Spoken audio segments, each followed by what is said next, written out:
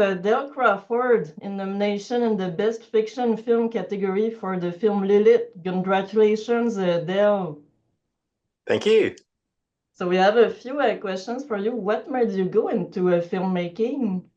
Uh, when I was a small child, we had ants one summer. And so our house was fumigated, and it was fumigated with illegal poisons that destroyed the memories of everybody in my family.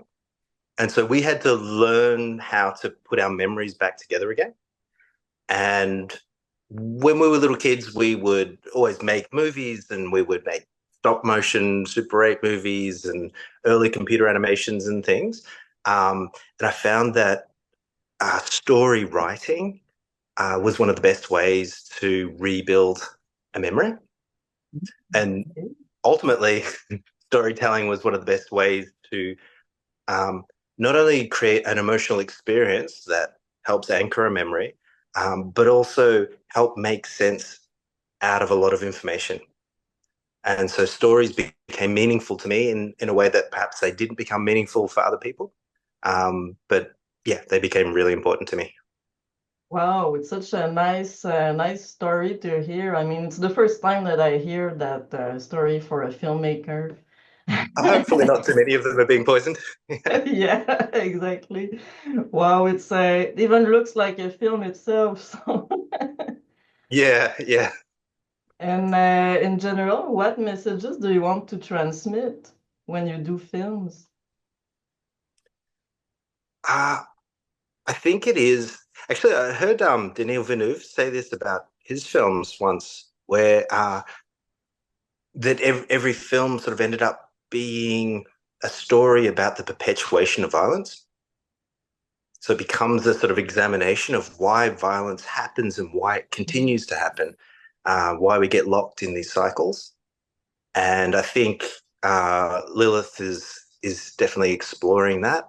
But I've noticed other films that I've written have followed similar themes and found those things happening in with different people in different places in the world. And was Lilith inspired by a true story or just by some general observations of society? Yeah, it is.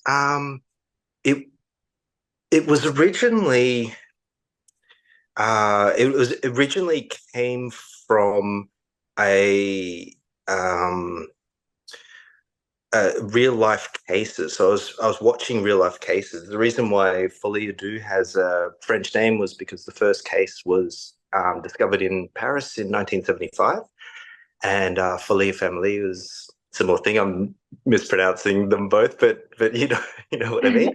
Um, and so they got French names because they had only happened in France at the time. Ah, Um, and so I have been watching each case happen since the mid 90s. I've been sort of following it. We had our first case in Australia while we were shooting the film, but it is exceedingly rare. This type of contagious psychosis is exceedingly rare. Uh, but as I was writing it, a lot of real life experiences made its way into the writing, and sometimes subconsciously, you can see real events from your life playing out in your dramatic works in retrospect. mhm. And so you said about the poisoning that happened, like about the ants that you mentioned earlier. So is there anyone else in your family making films, or are you the only one who started?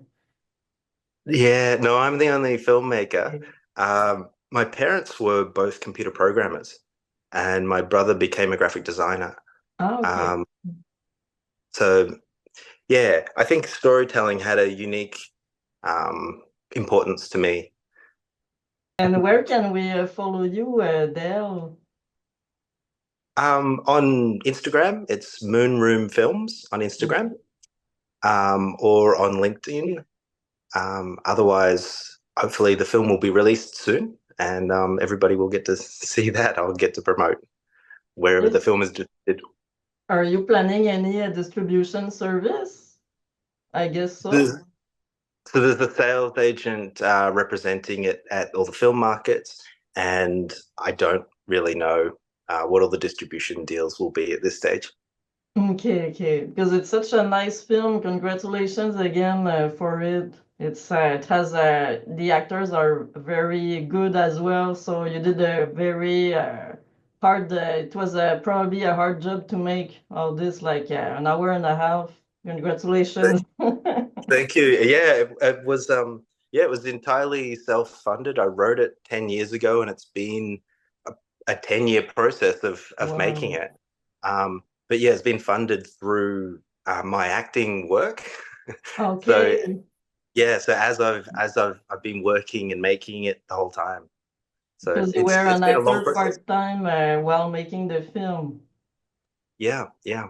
Are you playing in films like or in maybe publicities or things like that? A bit of both? Uh yeah, mostly advertising. Occasionally I'm in film and television, but mostly advertising because advertising is much faster, shorter shoots. Initially, it was a way to spy on sets because directors get to spend so little time on set compared to caterers and everybody else. Everyone else spends more time on set than directors. Okay. So to be an actor enabled me to get onto more than 600 sets now. So I get to see how everybody works. Mm. And yeah, I get to learn how the set runs and everything. And that was really helpful when it comes to running my own sets. Yeah, that's true. It gives you some real set experience for your own films. That's great. Mm. I will tell you about the awards and the rest of the process. Like the screening is on the 22 of May, and we'll tell you Mhm. about the awards just before the events. Fantastic. So we have some honorable mentions. We have a screening, and we have, of course, the best film of the year award. Mhm. So I will wish you a good luck with it, and I hope that the film continues to go far. Wonderful. Thank you. Thank you. So thank Great you stuff. again for being here today, and I'll talk to you soon. That'll be wonderful. Thanks. Thank you. Have a good rest of the day. You too. Bye. Thank you. Bye bye.